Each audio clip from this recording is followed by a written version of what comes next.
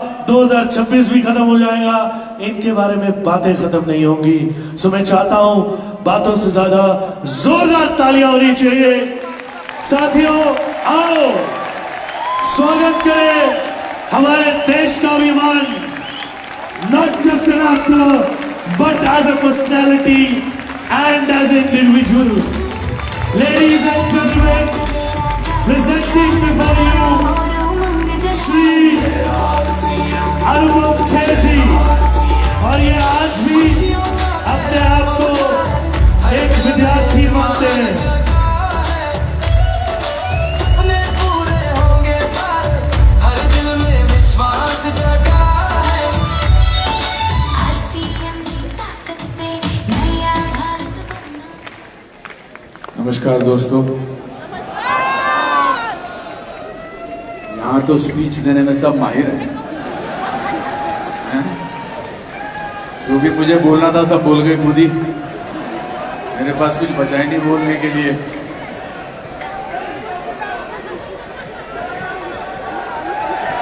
जय श्री राम, भारत माता की, भारत माता की, वंदे वंदे। वाह वाह वाह, क्या बात। आप लोगों की ऊर्जा की भी बहुत तारीफ करनी पड़ेगी, इतनी बार तालियां बजवा ली इन्होंने।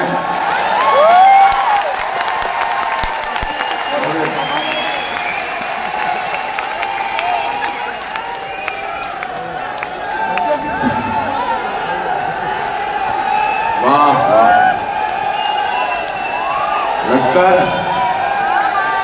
लगता आप लोगों ने RCM का च्यवनप्राश खाया हुआ है।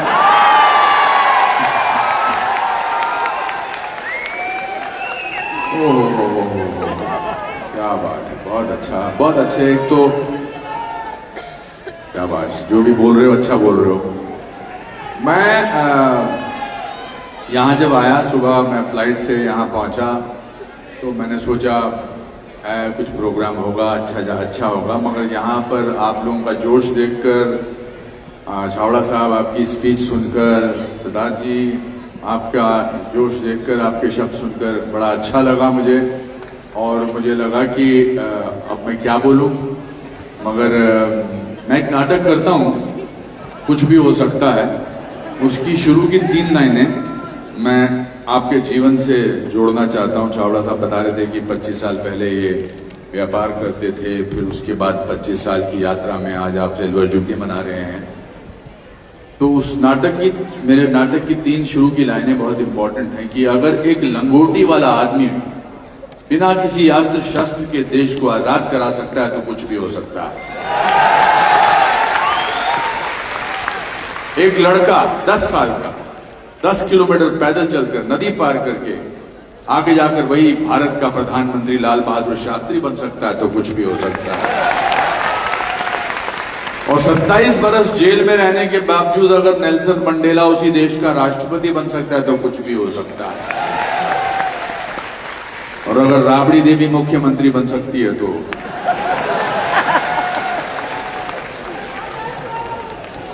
कहने का तात्पर्य यह है, इच्छा शक्ति का होना बहुत जरूरी है। मन की शक्ति का होना बहुत जरूरी है। मैं एक बड़े छोटे से परिवार से आता हूं, बहुत गरीब परिवार से आता हूं। मेरे पिताजी क्लर्क थे फॉरेस्ट डिपार्टमेंट में, उनकी तनख्वाह 90 रुपए थी और हमारा 14 लोगों का परिवार था। और इस स्टेज के एक तीसरे भाई जितना हमारे पास, इतनी जगह में हम लोग रहते थे, गरीब थे। पिताजी अकेले कमाते थे। लेट 50s की 1960 1962 की बात है। और 14 लोग थे, ताया जी, ताई जी, दादाजी, दादी जी, और इतनी छोटी सी जगह में रहते थे, पर हम बड़े खुश थे। तो मैंने एक दिन दादाजी से पूछा कि दादाजी, हम इतने गरीब हैं तो इतने खुश क्यों हैं?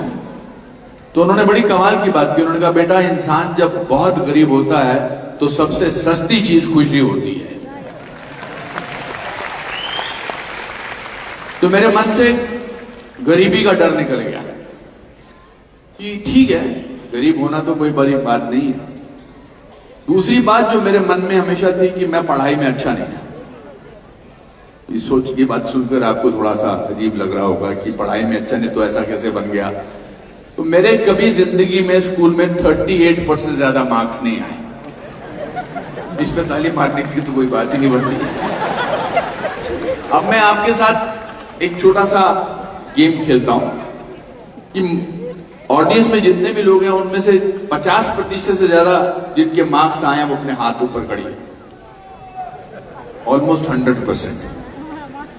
चावड़ा जी अपने हाथ ऊपर किया। 60% से ऊपर है जितने वो भी हाथ खड़ा करिए। सदा जी आप भी करिए। ओहो, ऑलमोस्ट 70%। चलो आगे चलते हैं थोड़ा सा। 70% से जितने मार्क्स आए हाथ ऊपर करिए। फिर भी आप नीचे बैठे, मैं यहां खड़ा हूं।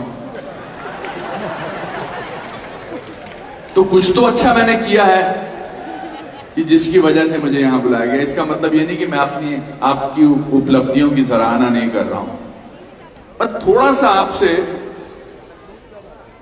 विपरीत, थोड़ा सा, ज्यादा नहीं, विपरीत सोचता हूं। और वो पैसे को लेकर। पैसा कमाना बहुत जरूरी है सर, बहुत जरूरी है।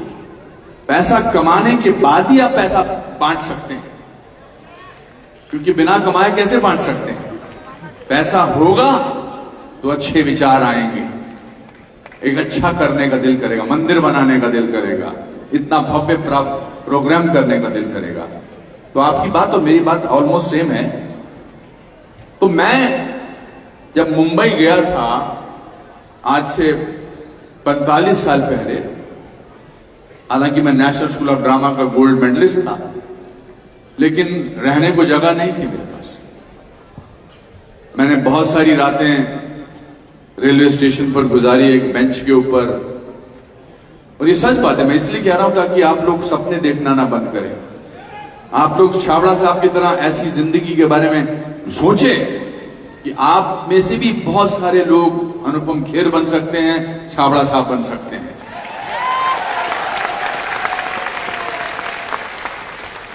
तो मैं काम मिल नहीं रहा था उन दिनों। हेयर स्टाइल ज्यादा इंपॉर्टेंट थे और पढ़ा लिखा आदमी था, गोल्ड मेडलिस्ट था ड्रामा स्कूल से, दिल्ली से।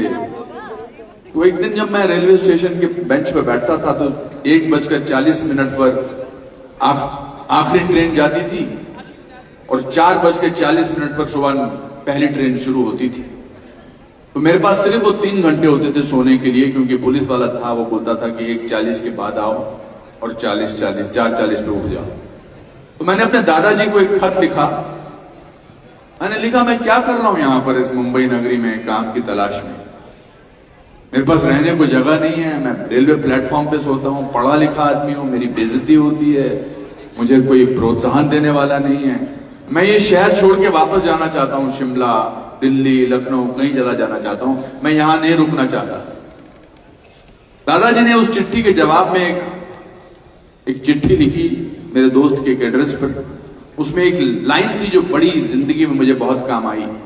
उन्होंने लिखा कि बेटा, तूने बहुत मेहनत की है, तेरे माँ बाप ने बर्तन बेचे हैं, घड़ी बेची है, जवाहरात बेचे हैं तुझे पढ़ाने के लिए, तूने गोल्ड मेडल हासिल किया है और तू पिछले 1.5 साल से मुंबई में रह रहा है।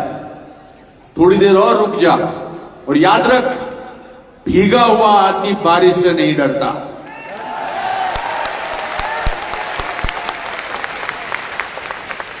वो लाइन पढ़ के मुझे लगा अब तो दुनिया की कोई ताकत मुझे नहीं रोक सकती। फिर मैंने मेहनत की और इन पिछले 41 साल हो गए मुझे फिल्मों में आए हुए। 41 साल में अगले हफ्ते मैं अपनी 550वीं फिल्म साइन कर रहा हूं। मैं अपने गुणगान गाने के लिए यहां नहीं आया हूं, मैं आपको यह बताने के लिए आया हूं कि सपने देखना बहुत जरूरी है, क्योंकि हर सपना पूरा होता है उसके पीछे सिर्फ आपको मेहनत करनी पड़ती है।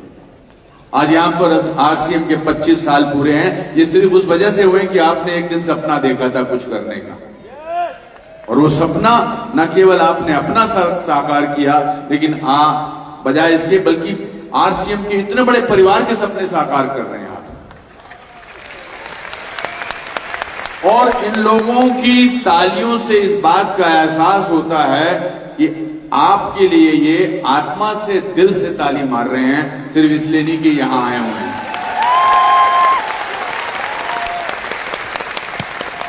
तो आपको, मुझको कितना आशीर्वाद मिल रहा आप सब लोगों का। ये आशीर्वाद, ये प्यार ही मुझे पिछले 40-41 साल से बनाए रखा हुआ है। मैं अंग्रेजी में, मुझे बोलना नहीं आता था, अंग्रेजी मुझे आती नहीं थी। हिंदी मीडियम स्कूल से पढ़ा था, डीएवी हायर सेकेंडरी स्कूल से, ऐसे स्कूल में पढ़ता था जहां टीचर्स बहुत मारते थे, मुर्गा बनाते थे।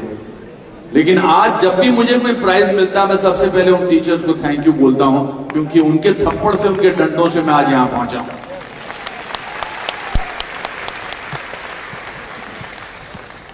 ठंड में, कोहरे में आप लोग इतनी मात्रा में, तो आपके विश्वास को देखकर मुझे इस बात का विश्वास हो गया है कि कुछ अच्छा करो तो बहुत सारे लोग पीछे जुड़ते चले जाते हैं।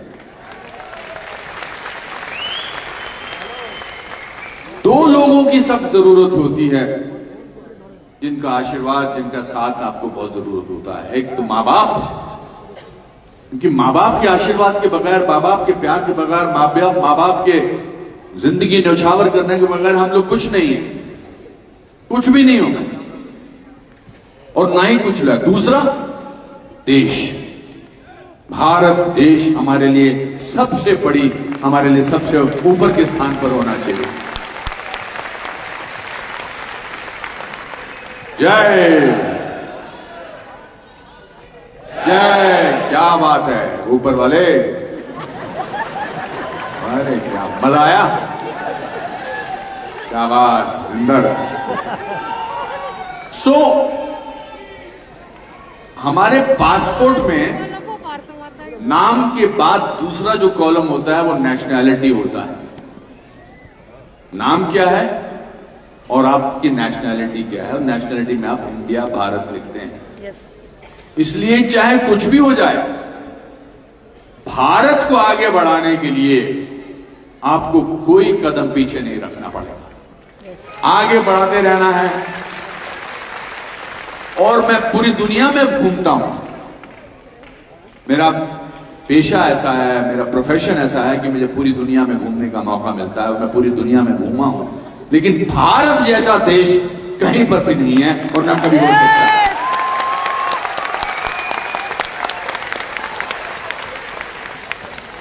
यहां लोग हर हालात में खुश होते हैं, चाहे गरीब हो चाहे अमीर हो, क्योंकि हमें संस्कार दिए गए हैं, हमें बताया गया है कि ये हमारी किस्मत में, ये हमारा संस्कार है। इसलिए 800 साल मुगलों के शासन के बाद, 200 साल अंग्रेजों के शासन के बाद, आज भी हम अपनी परंपरा को बरकरार रखे हुए हैं, क्योंकि हम भारत देश के।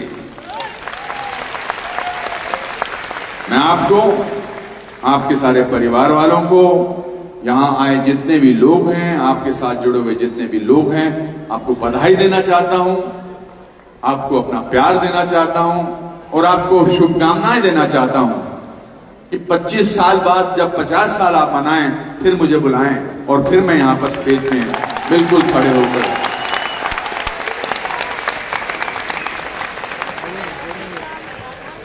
बहुत बहुत। अब आपका मैं एक वीडियो बनाऊं जरा अच्छा सा, रुक जाइए, मजा आता है ना देखो।